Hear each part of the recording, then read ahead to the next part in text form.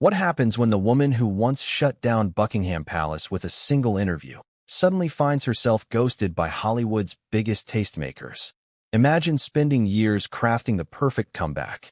Before we continue, please hit the like button, subscribe to the channel, and turn on the notification bell for updates. Imagine signing with one of the most powerful agencies in the world, WME, and finally landing a major cover shoot you believe will remind the world who you are. Now imagine that same cover dropping with a whimper. Not a bang. No trending hashtag. No viral buzz. No Meghan moment. Just silence. And then imagine your rival, someone you never even saw as competition, waltzing in and landing the Vogue cover that should have been yours. This isn't just about magazines. This is about power, visibility, relevance. This is about Vogue Latin America choosing Zoe Saldana over Meghan Markle. At the exact moment Meghan was trying to convince the world she was still Hollywood's leading royal. And it's about what Meghan allegedly did next. Because according to insiders, she didn't take it well. Not even close. But let's back up. Let's start with the cover that was supposed to change everything. Harper's Bazaar US. Backed by WME, hyped by Meghan's inner circle, styled with high fashion aspirations. And yet, something about it just didn't click. Not with readers. Not with stylists. Not with the industry. Not even with the brands who were supposed to line up for post-drop partnerships. Did you even hear about it? Did you even see the photos? Or did it feel like it came and went, like a puff of royal perfume in a Hollywood hurricane? Because here's the truth. When Meghan signed with WME, it wasn't just a career move. It was a declaration. She was done with dusty royal tradition. Done with press tabloid warfare. Done being underestimated. She was stepping into the arena. The same one ruled by Oprah, Beyoncé, Zendaya, and the editors who whisper legacies into existence behind closed doors. But here's the problem. In that arena, there are no titles, no crowns, no curtsies, just performance. And when the lights came on, Meghan's performance didn't quite land. Now contrast that with Zoe Saldana. No royal scandal, no public vendettas, no PR machines posting cryptic quotes. Just consistency, versatility, and a global audience that respects her craft. Zoe didn't announce her power move. She became the power move. And when Vogue Latin America revealed its latest cover, the internet noticed. Because unlike Meghan's Harper's Bazaar moment, this one hit. It landed with elegance, simplicity, gravitas. No messy interviews. No manufactured vulnerability. Just a woman in command of her narrative, quietly commanding the room. And that's when the comparisons began. TikTok users dissected every inch of both covers. Reddit threads exploded with debates. Fashion insiders started whispering things Meghan's team didn't want to hear. Zoe's cover felt earned. Meghan's felt engineered. Worse, there are whispers that Meghan thought she had the Vogue cover locked in. That discussions had been initiated months earlier. That a pitch was made. That WME was preparing a celebratory rollout strategy with global press coverage and streaming tie-ins. Instead, she got ghosted. And Vogue handed the moment to someone else. Someone who, by all accounts, wasn't even trying. Can you imagine the rage? Sources claim Meghan was blindsided. That there were late-night calls. PR panic. A scramble to pivot the Harper's Bazaar strategy. Adjust captions. Cut interviews. Pretend it was always the plan. But it wasn't. And she knew it. Because this wasn't just about a magazine. It was a referendum. It was Hollywood, at least a portion of it, saying, "We're not buying what you're selling anymore." And it came at the worst possible time. Because WME had just rolled out a multi-tier rebranding operation around Meghan. Netflix documentaries. Spotify exclusives. Vanity Fair quotes. New production company rumors. Influencer-style motherhood reveals. Even quiet whispers of a second memoir in development. They were betting on momentum. But momentum needs fuel. And Harper's Bazaar didn't ignite the flame. It fizzled. Zoe, on the other hand, lit up timelines. Effortlessly. And perhaps most devastatingly of all, she said nothing. No cryptic tweets. No interviews. No passive-aggressive press statements about healing or growth. Zoe just did what she always does. Show up. Slay. Exit. While Meghan's cover barely made headlines, Zoe's Vogue spread sparked cultural conversations. From Latin American identity to Afro-Latina visibility to cross-border cinema influence.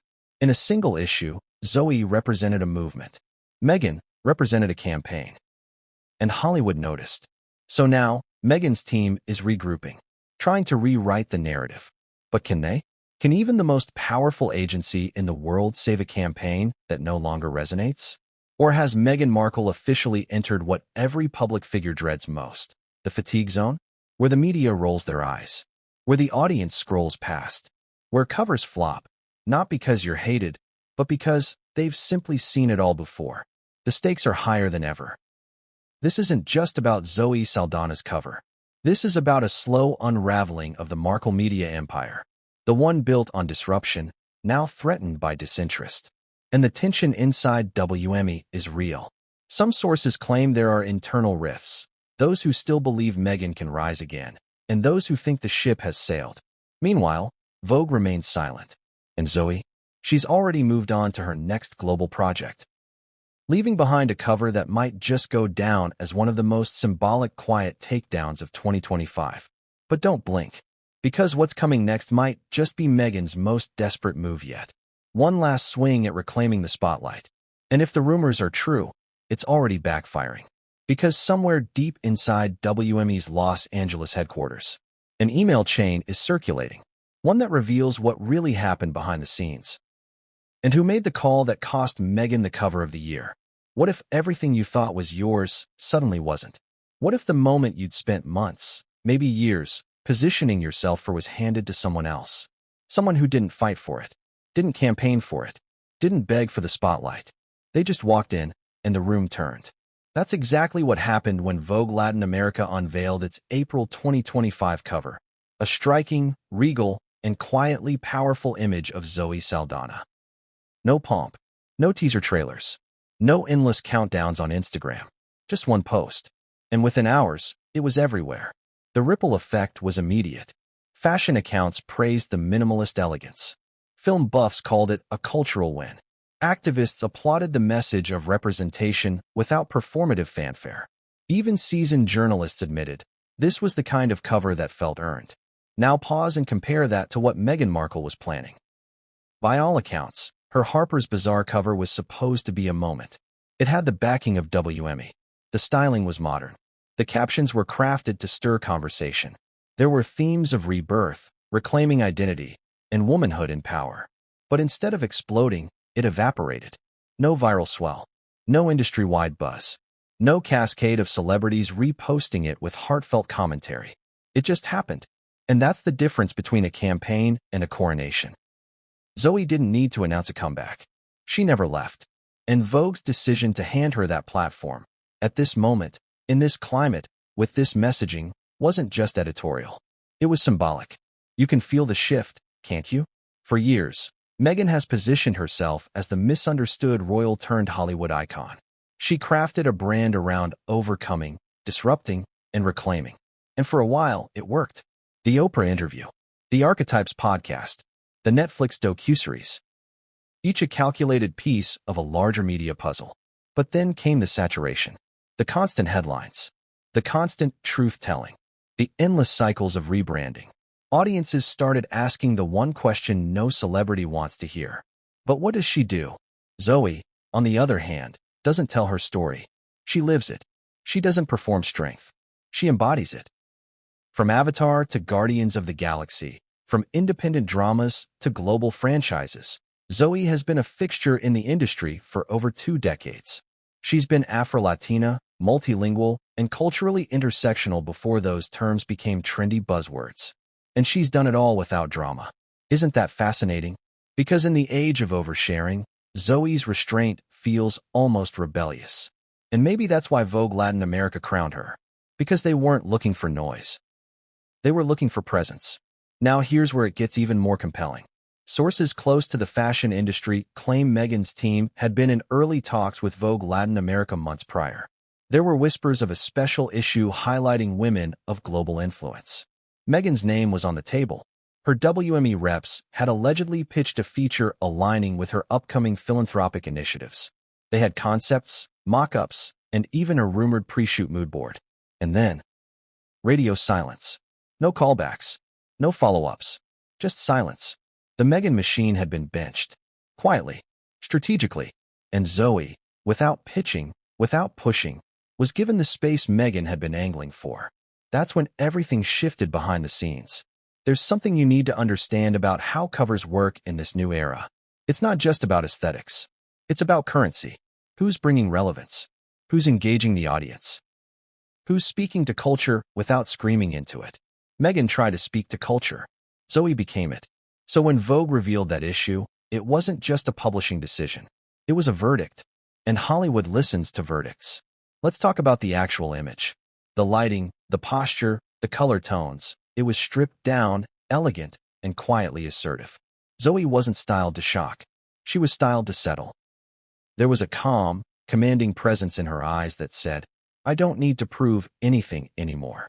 That one image communicated everything Meghan's cover tried to articulate through paragraphs of interviews and captions. Now here's a twist you weren't expecting.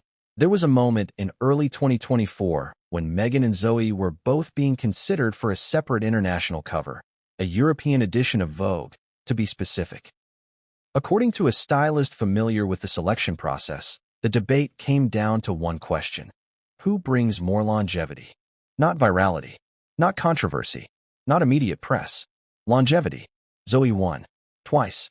So now you have a woman like Meghan, who spent the last 5 years fighting for every ounce of public space, being overshadowed by a woman who didn't even have to raise her voice. That contrast is brutal, and the emotional undertone is undeniable. Imagine watching someone else step into your spotlight, not because they out-hustled you, but because the room simply preferred them. It stings. It enrages. It destabilizes the narrative you've built.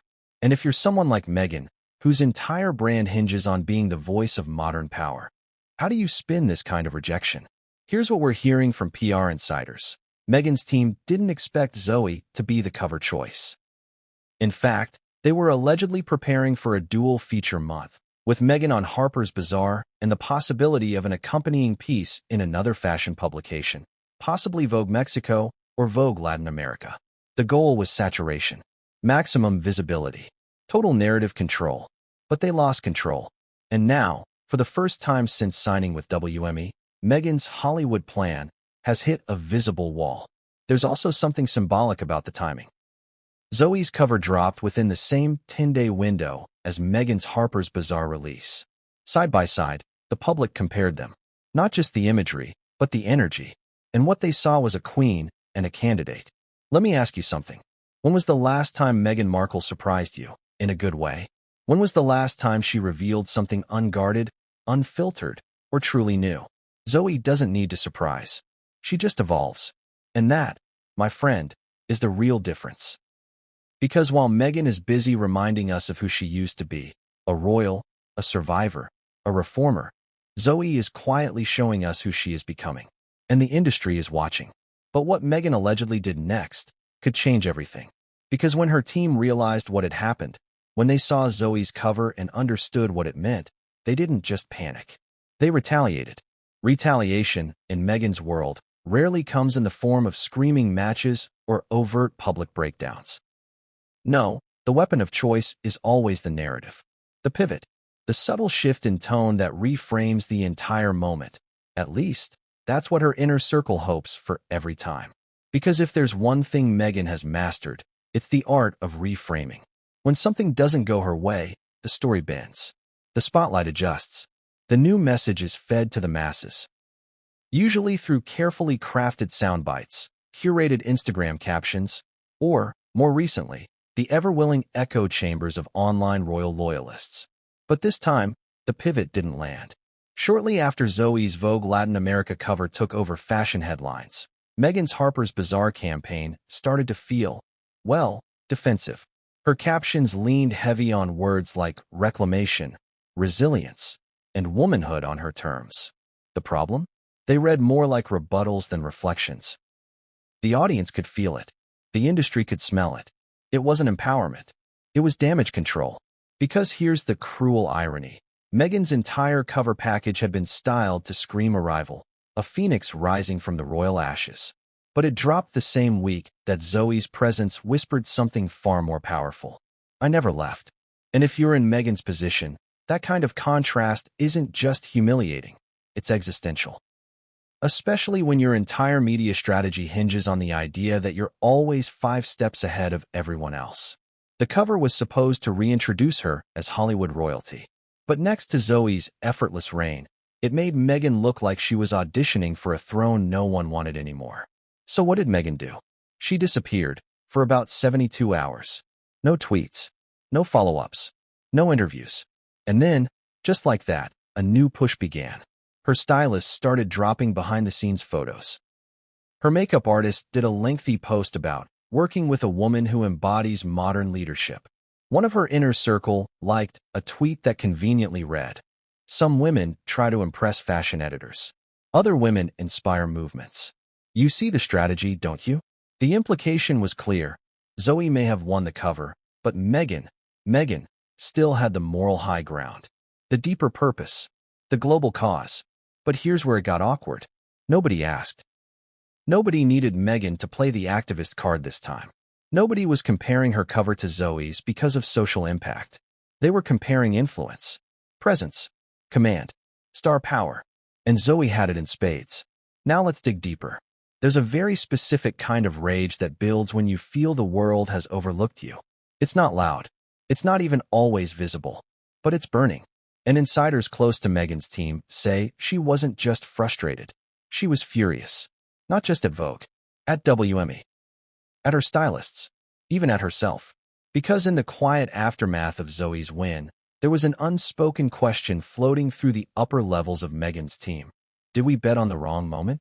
That question is haunting. It suggests they know the cover didn't work. That they'd misread the public appetite. That the once guaranteed viral spark had been replaced by a soft thud of polite indifference. And that's the thing. Indifference is worse than hate. Hate trends. Indifference disappears.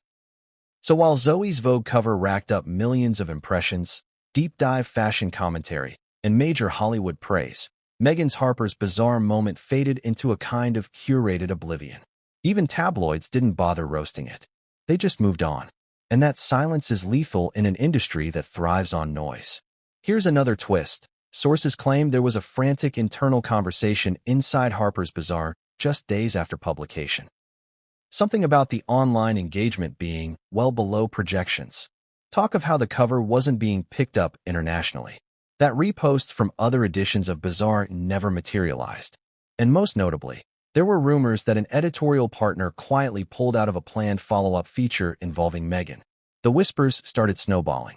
She's overexposed. She's out of sync. She's still playing 2021. Meanwhile, Zoe's team said nothing. No press push. No puff pieces.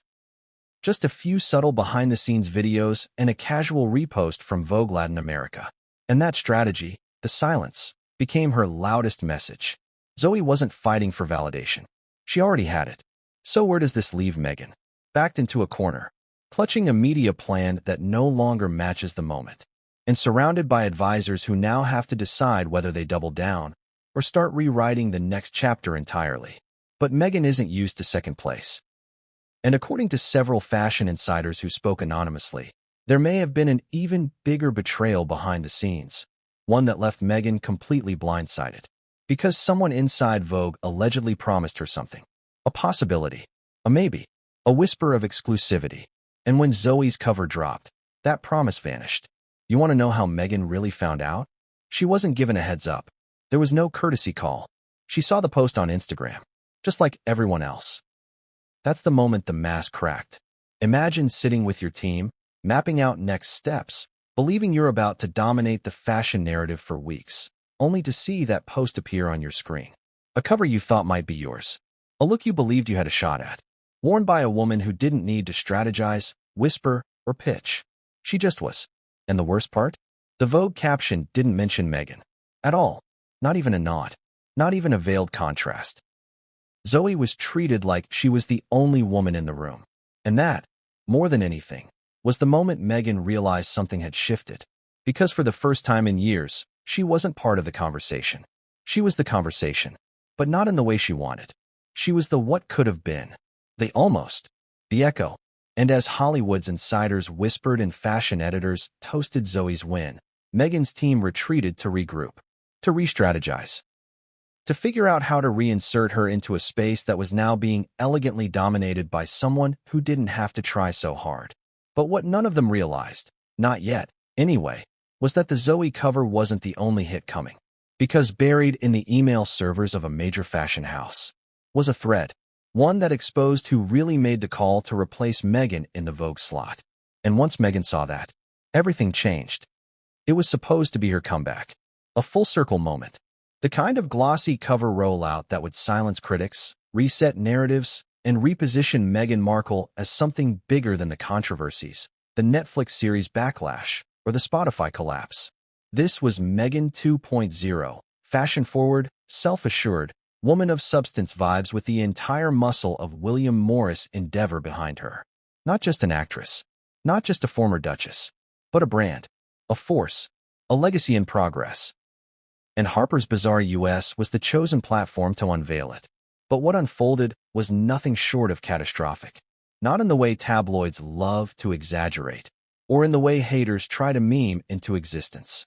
No, this was something worse. It was a flop that barely made a sound. No trending hashtags, no industry buzz, no viral fashion reposts. The kind of response a publicist prays never to see. Collective, digital indifference. Let's break it down. The Harper's Bazaar cover dropped on a Tuesday morning, 9 a.m. Eastern Standard Time, timed for maximum engagement. The first image revealed Meghan in a structured camel coat, minimalist gold accessories, and a piercing neutral-tone backdrop. The lighting was muted, the expression serious. The headline, reclaiming her voice. Classic, predictable, safe. But that was the first problem. There was nothing about this cover that felt fresh. Meghan wasn't smiling. She wasn't surprising us. She wasn't challenging the image we already had of her. She was simply repeating it. The activist duchess. The silenced woman. The phoenix in slow motion rise. The problem? We've seen it. And not once. Not twice. Over and over. In Vogue. In The Cut. In Variety. In her Netflix docuseries. In her Archetypes podcast. Meghan, sitting in a chair, talking about being misunderstood, underappreciated, underestimated. At some point, that narrative stops resonating. And that's exactly what happened here. The audience didn't hate it. They just moved past it. And when you're aiming for a cultural reset, that is the kiss of death. Now here's where things get even more brutal. WME had built this Harper's Bazaar cover into a tentpole, a major anchor of Meghan's ongoing Hollywood reinvention. There were supposed to be follow-up features, digital activations, brand partnerships, a Shop the Look campaign featuring eco-conscious labels, even whispers of a short-form documentary companion piece. All of it dependent on this cover popping. It didn't. Within 48 hours, the numbers came in. Social engagement was flat. Magazine site clicks didn't spike. Instagram impressions underperformed. More alarmingly, Meghan's name didn't trend once, not even regionally. For a cover star with this much institutional backing, that's unheard of. Compare that to Zoe Saldana, who trended organically in 6 Latin American countries with zero promotional blitz. Meghan's team couldn't hide from the numbers. And panic started to set in. Internally, WME execs had expected a guaranteed return, a clean deliverable to show advertisers and production partners that Meghan was still a bankable face. But the Harper's data told another story. Audiences were tired, not hostile, not enraged, just fatigued. You see, when Meghan first stepped into Hollywood post-royal exit, she was still an enigma, a lightning rod. Every move was scrutinized, every image, every word dissected with ferocious intensity. And for a while, that worked in her favor. Love her or loathe her, people talked. But by 2025, something shifted. She had become predictable. And predictability is poison in media. The Harper's Bazaar editorial didn't challenge that. It cemented it. The article paired with the shoot leaned heavily into Meghan's usual lexicon. Resilience, finding her voice, being a mother, creating safe spaces. But again, these are themes she's already exhausted. There were no new anecdotes, no new tone, no new edge. Just a woman retelling the same story with slightly different lighting. Here's an example from the feature's third paragraph. There's a strength in silence, Meghan says, adjusting the collar of her coat. A woman can reclaim her narrative simply by deciding when to speak and when to pause. Sound familiar? It should. She said a nearly identical quote in Variety in 2022. Audiences caught on. And unlike the Oprah interview, where rawness carried shock value, this cover had none. It was Meghan as usual. So usual, in fact, that even her most loyal fans found little to repost. Fashion influencers ignored it. Royal watchers barely mentioned it. And in celebrity PR circles, it became a cautionary tale. Because what Harper's revealed, perhaps more than anything, is that Meghan Markle's branding strategy has hit a ceiling.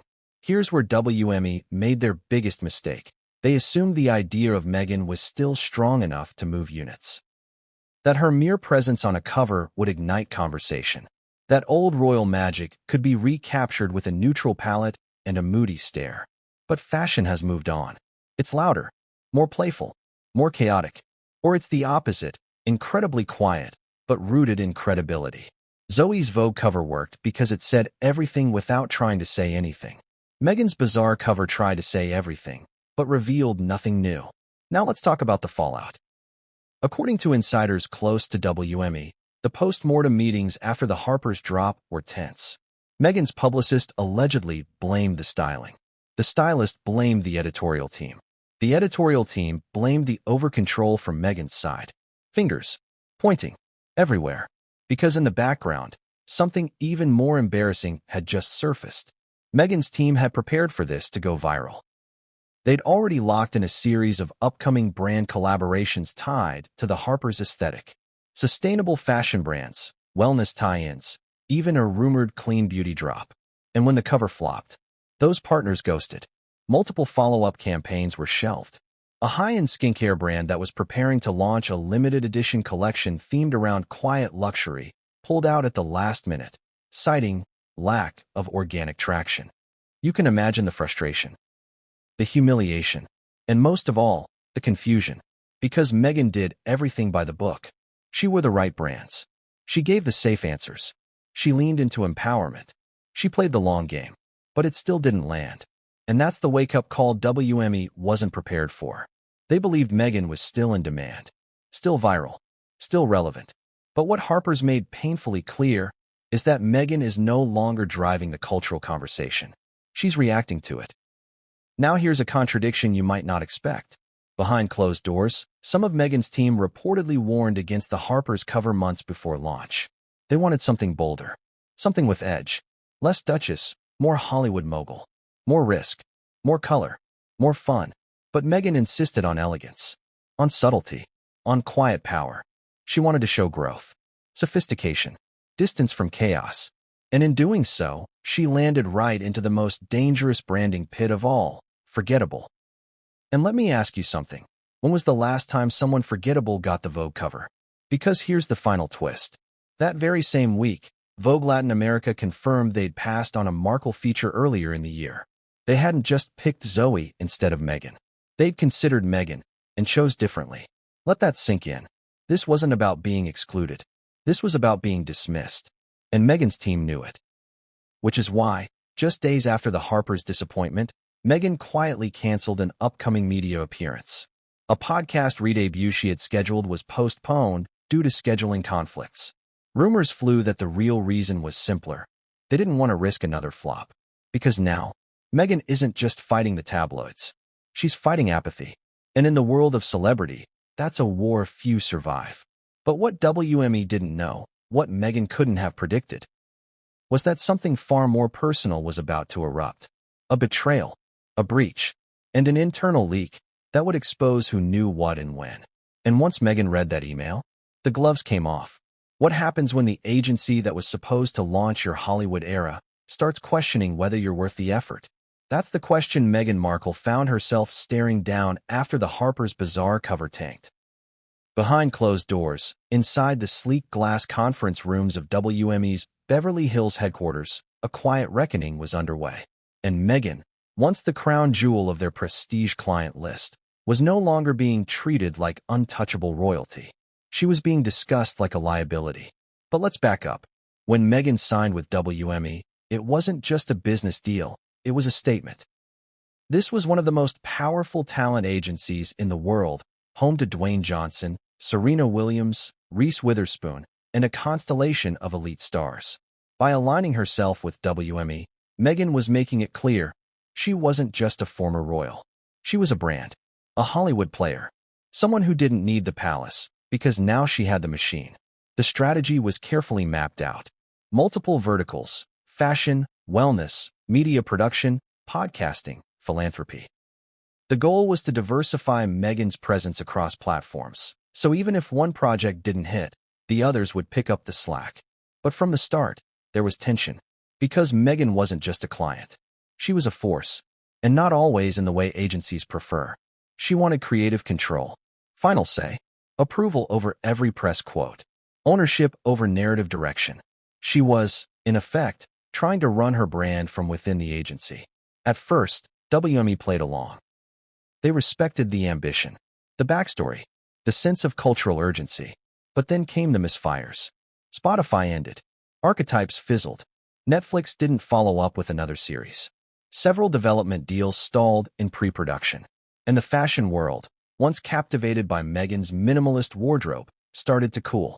Still, the Harper's Bazaar cover was supposed to be the pivot, the reintroduction, the launchpad for a new slate of Meghan-branded content.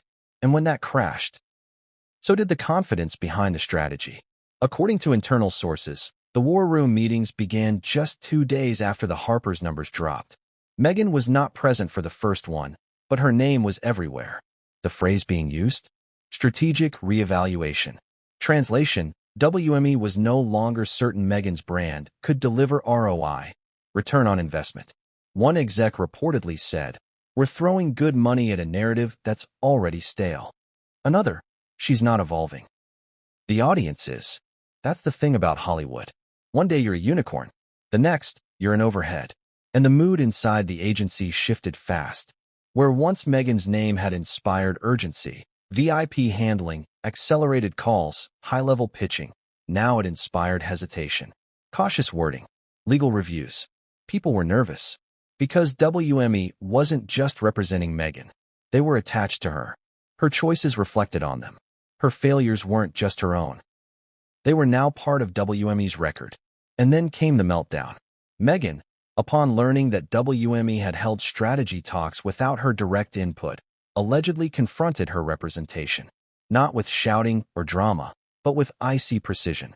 According to one insider, her message was simple. "If you don't believe in me, I don't belong here." That kind of statement, from a lesser-known celebrity, would have triggered termination. But Meghan was still high-profile, still polarizing, still a name that could, under the right circumstances, go viral. So WME didn't drop her. But they did push back. Hard. For the first time since she signed with them, Meghan was told she couldn't micromanage everything. That not every idea was brand safe. That some of her messaging, particularly the silenced woman angle, had hit its expiration date. She was advised to pivot, to refresh, to tell a different story. But Meghan resisted. She believed, and still believes, that her story has more to give. That the public simply hasn't heard the full version yet. That if she can just control the tone, the visuals, the timing, she can win them back. And this is where the war room split. Half the team wanted to go all in on a rebrand. More lightness, more color, more joy. Step away from the victim narrative. Lean into California's sunshine, motherhood, lifestyle branding. The other half, they wanted to double down. Reclaim the edge. A powerful and censored version of Meghan. Interviews that cut deeper. A Netflix drama based loosely on her own story. Less perfection, more provocation. Guess which side Meghan leaned toward? She wanted power. She wanted direction. She wanted a moment. She wanted what Zoe Saldana had just experienced. And yet, she refused to embrace the tactics that might actually lead her there. Here's the contradiction. Meghan wants to control the narrative, but she doesn't want to share it. She resists writers, resists showrunners, resists stylists who don't understand her essence.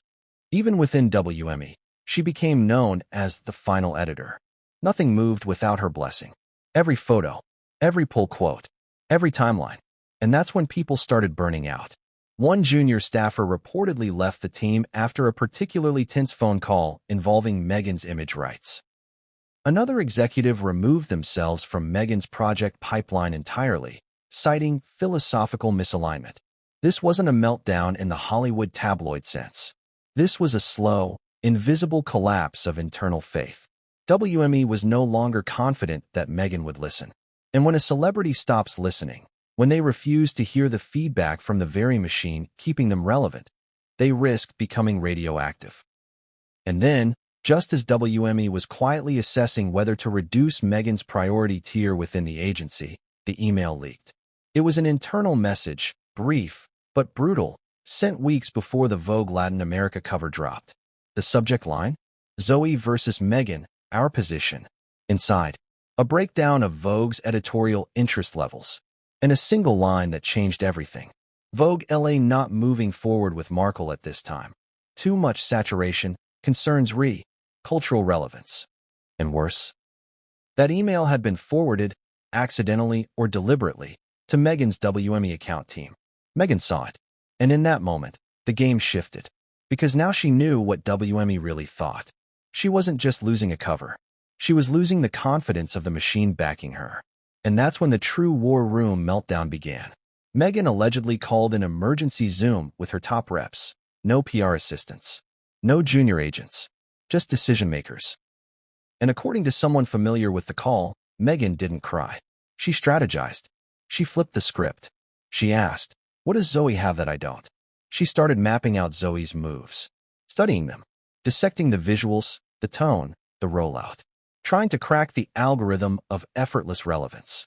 And then, in what one rep described as a chilling pivot, Meghan issued a challenge.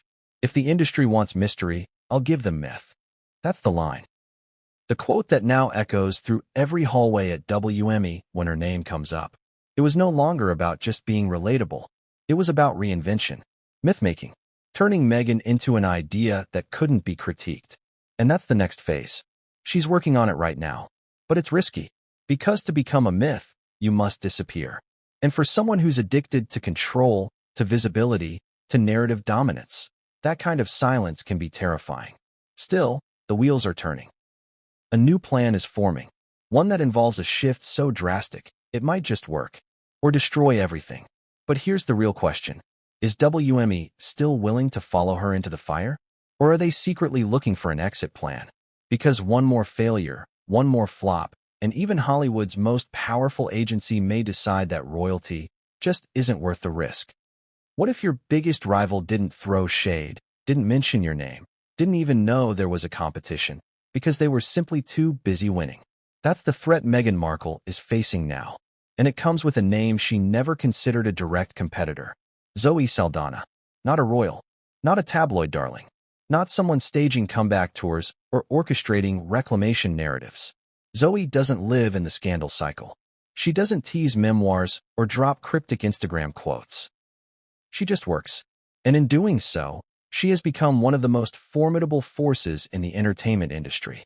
Quiet, unbothered, unshakable. And to someone like Meghan, who's built an entire post-royal identity on headlines, reaction, and tightly choreographed media plays, Zoe's silent dominance is the most unnerving threat imaginable. Because how do you compete with someone who isn't even trying to compete? Let's look at the facts. Zoe Saldana is the only actress in history to star in not one, not two, but three of the highest-grossing films of all time: Avatar, Avengers, Endgame, and Avatar, The Way of Water. That's over $7 billion in combined box office receipts. No scandals, no breakdowns, no leaked emails, just global reach and consistent, genre-defining performances. Now stack that next to Meghan's Hollywood resume. A supporting role in Suits, a couple of Hallmark movies, and a heavily marketed, but critically lukewarm, Netflix documentary series. One built a resume, the other built a narrative. And in 2025, audiences are starting to lean back toward resume. Here's what makes Zoe so dangerous to someone like Meghan. She represents everything Meghan wants the world to believe about herself, but in action, not in marketing. Zoe is bicultural, bilingual, and multigenerational in appeal. She moves between English and Spanish interviews with ease. She champions Afro-Latina visibility without making it a publicity weapon. She's been married for over a decade, has 3 kids, and still manages to stay relevant in both blockbuster cinema and prestige fashion. She doesn't scream empowerment. She embodies it. Now think about how that contrast plays in the current cultural landscape. Meghan talks about being silenced. Zoe talks about science fiction. Meghan releases statements. Zoe releases films. Meghan seeks validation from editorial platforms. Zoe is requested by them. And therein lies the seismic shift. Because in the world Meghan entered post-Megxit, an ecosystem of Hollywood royalty, elite creatives, and image-driven power brokers, being seen is everything. But Zoe doesn't chase the lens. She commands it. And that command has left Meghan scrambling. You want proof? Let's go back to 2021, an almost forgotten red carpet moment at the LACMA Art Plus Film Gala. Meghan didn't attend. Zoe did. She wore a minimal black Saint Laurent gown, no dramatic jewelry, hair pulled back, glowing skin, no press push. The photos went viral. Fashion blogs praised the restraint. Industry insiders whispered that she walked in like the next Cate Blanchett. At the time, no one connected that moment to Meghan. But years later, when Vogue Latin America crowned Zoe with their coveted cover, those who remembered that gala knew. This wasn't a random choice. Zoe had been rising in the shadows for years. She didn't need a comeback because she never left the race. Meanwhile, Meghan had been running laps around her own brand, reintroducing, reclaiming, retelling, over and over. And that's the contradiction that's now haunting her team. Because while Meghan's every move is saturated with meaning, identity, legacy, Zoe's rise feels organic, effortless, unmanufactured. It's why her Vogue cover hit so hard. The audience didn't just admire it, they trusted it. Zoe wasn't reclaiming space. She already had it. She wasn't begging for relevance. She already was. And that kind of unshakable presence cannot be faked. Meghan, for all her media prowess, is still perceived, fairly or unfairly, as trying to prove herself, trying to reshape the narrative, trying to matter on her own terms. But Zoe? She just exists. Unbothered. Respected. Booked. That's the real threat. Because in a town where everyone is performing, the woman who doesn't perform becomes the most magnetic of all. And this is where things take a more personal turn. Sources close to Meghan's camp say she was genuinely stunned when the Vogue cover dropped. Not just by the imagery, but by the timing, the styling, the response. She didn't see Zoe coming. Because she wasn't looking. She was watching other women. Women who play the same PR games. Women who drop tell-all memoirs and stage podcast comebacks and sign with streaming giants. But Zoe isn't in that game. She's in a league of her own. And Meghan didn't realize how dangerous that could be until it was too late. Here's where things get uncomfortable. Some insiders believe that Meghan did once have the chance to engage with Zoe. Years ago, back when both women were invited to an exclusive Women in Entertainment retreat hosted by a major philanthropic foundation in Big Sur. According to a leaked guest list, both their names were there. Zoe attended. Quietly. No photos. No interviews. Meghan RSVP'd. Then canceled last minute, allegedly citing scheduling conflicts. There was a moment. It came and went. Had Meghan gone, perhaps she would have understood Zoe's quiet power. Perhaps she would have forged an alliance. A sisterhood. A conversation. Instead, the two women drifted. And now, Meghan's team is watching Zoe reap the benefits of being a silent icon, while Meghan's brand starts to feel like a noisy echo. And there's no easy fix. Because Meghan can't imitate Zoe. She can't suddenly become quiet, or mysterious, or unstrategic. It would feel inauthentic. And Meghan, for all her calculated image moves, has always tried to be real, at least in her own lens. But Zoe's authenticity? It's effortless. And that's the part that cuts the deepest. Because it's not about who's prettier, or more talented, or more famous. It's about trust. The audience trusts Zoe Saldana. They believe her silence, her elegance, her distance from drama. Meghan? She's still fighting to be believed. And in the end, that's what makes Zoe such a powerful rival, even if she never wanted to be. Because the most dangerous competition isn't loud. It's silent. It's already there, already working, already winning. And as Meghan stares down her next moves, with WME growing hesitant, media partners cooling, and audiences shifting, she must now ask herself the one question she never expected. What if Zoe didn't just take the cover? What if she quietly took the crown? They say Anna Wintour never raises her voice. She doesn't need to. She doesn't slam doors or send dramatic emails. She doesn't block numbers or post cryptic Instagram quotes. When Anna Wintour is done with you, she simply stops inviting you in. And in 2025, Meghan Markle might be facing exactly that. Because behind the silence, the subtle shifts, and the unexplained absences, there's a growing rumor that Meghan has quietly fallen out of Vogue's favor. And no one symbolizes that fall more than Anna herself. But how did it come to this? Let's rewind. In 2019, Meghan Markle was the guest editor of British Vogue's September issue, the most important, prestigious, and influential edition of the year. It was a move that made history. No royal had ever done anything like it. Meghan, in collaboration with then-editor Edward and Infel, created an issue themed around forces for change. It was thoughtful, ambitious, progressive. And at the time, it was seen as a triumph. But not by everyone. Some in the fashion world raised eyebrows. Why wasn't Meghan on the cover herself? Why was the tone so heavy-handed? Why did it feel like Meghan had turned British Vogue into a political campaign brochure? Anna Wintour, ever the arbiter of understated power, remained publicly diplomatic. Privately, she didn't love it. Sources inside Condé Nast whispered that Anna felt the issue lacked fashion sensibility, that it leaned too far into Meghan's activist identity and not enough into her aesthetic potential. It was seen as noble, but not chic. And if there's one thing Anna demands above all else, it's chic. Still, Meghan's cultural heat was undeniable in 2019. Anna knew better than to openly criticize a duchess in the middle of her global peak. So the Vogue bridge remained intact. But over the years, something changed. Meghan's media strategy grew louder, more curated, more emotionally intense. And Anna? She went quiet. There was no American Vogue cover, no U.S. September issue, no Met Gala invitation, nothing. Even as Meghan's popularity surged after the Oprah interview in 2021, even as she landed streaming deals, even as she signed with WME, Anna Wintour never made a move. And in Vogue's world, no move is a move. It speaks volumes. Because if Anna wanted Meghan, it would have happened by now. She would have styled her in Dior, given her a multi-page spread, and called it a celebration of power and rebirth. That's how it works. Vogue doesn't chase the moment, it defines it. And Meghan's moment never came. Until, of course, the Harper's Bazaar cover. And right alongside it, Zoe Saldana's Vogue Latin America debut. 2 images. One loud, one quiet.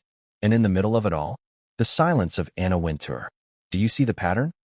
Because while Meghan's team was scrambling to salvage the Bazaar rollout, dropping behind-the-scenes content, looping in celebrity hairstylists, pushing poetic quotes about motherhood, Zoe's team did almost nothing. They didn't need to, because Vogue handled it. And when Vogue decides you are the moment, you don't have to shout. You just pose. Which brings us to the deeper question, why hasn't Anna Wintour given Meghan the U.S. Vogue cover? She's given it to Beyoncé, to Michelle Obama, to Serena Williams, to Zendaya, to the Princess of Wales. She's embraced controversy, celebrated comeback stories, and highlighted modern icons. So why not Meghan? The woman who literally made royal history, who captivated global audiences, who has every reason, on paper, to be a Vogue centerpiece. The answer may lie in a single word: control. Anna Wintour is infamous for her control, her vision, her ability to curate not just fashion, but legacy. When a celebrity agrees to be featured in Vogue, they're entering Anna's world. Her lighting, her angles, her narrative. But Meghan? Meghan wants her world, her edits, her message, her context. And that's the conflict that fashion insiders have been whispering about for years. Meghan wants power over the image. Anna is the image. That tension, reportedly, is what tanked previous discussions between Meghan's camp and Vogue US. According to one editor familiar with internal chatter, there was a lot of back and forth. Meghan wanted the cover, but she wanted to control everything. Anna doesn't do collaborative chaos. And so, the door closed. Not slammed, not sealed, just quietly, subtly, elegantly closed. Anna never addressed it publicly. She doesn't need to. Instead, she pivoted. She started featuring other women. Women with edge and submission. Women who let Vogue tell their story. And most recently, she aligned with Zoe. Not directly, not obviously, but symbolically. Because while Anna may not have approved the Latin America cover herself, the Vogue Global Network talks. Every regional editor knows the mothership is watching. And no regional edition would dare run a cover that undercuts the Vogue US ethos without at least soft approval. Which means, Anna saw it. She saw Zoe's cover. And she said nothing. But make no mistake, that silence was its own editorial. Because here's what the fashion world knows. Vogue doesn't crown twice. And right now, Zoe wears the crown. Meanwhile, Meghan's Harper's Bazaar campaign is still hanging in the air, like perfume that no one asked for. There's another layer here, and it's personal. In the months leading up to the Bazaar shoot, Meghan's team allegedly reached out to Vogue US with what one source described as a final pitch. It was meant to be collaborative, light, California chic. A beach-themed feature on motherhood, reinvention, and life beyond royalty. There were even references to Amal Clooney and Gwyneth Paltrow for tone. Vogue declined. They respectfully passed. Which brings us to the moment Meghan saw Zoe's cover. You remember that cliffhanger email from WME? The one that referenced Vogue passing on Meghan? Well, there's more. Another line in that thread reportedly read, AW didn't veto. She just didn't move. That was it. Anna didn't block Meghan. She just didn't advocate for her. And in the world of fashion royalty, that's all it takes. No nod, no nudge, no cover. You're out. And that kind of exclusion is the most painful of all. Because it's invisible, unprovable, unquotable. But everyone feels it. That's what Meghan's feeling now. And that's why, in recent weeks, her team has shifted its tone. Less Vogue name-dropping, more alternative media, more podcast teases, more community-driven storytelling. They know Vogue is no longer an option. Not while Anna's in charge. And Anna? She's already moved on. She's planning the next September issue. Spoiler, Meghan's not in it. But you know who might be? Zoe. Because once Vogue crowns you once, they tend to return.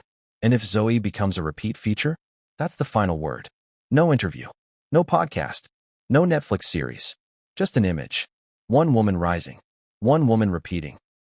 And in a world ruled by visuals, covers, and the subtle flex of editorial power, nothing screams louder than silence from Anna Wintour. What happens when the cover meant to redefine your brand quietly vanishes from the cultural conversation? No scandal, no outrage, just silence. No trending hashtag, no follow-up campaigns, no press cycle crescendo. It's almost as if it was never there at all.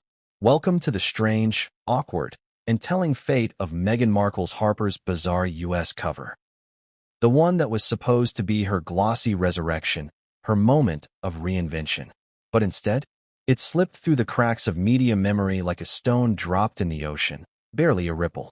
And if you go searching now, it's surprisingly hard to find. No homepage spotlight on Harper's site. No pinned posts on social. No legacy quotes making their way into headline compilations. And physical copies? Good luck spotting them at Barnes & Noble or in airport lounges past week 2. Industry sources even began whispering. Was it pulled early? That's the twist no one saw coming.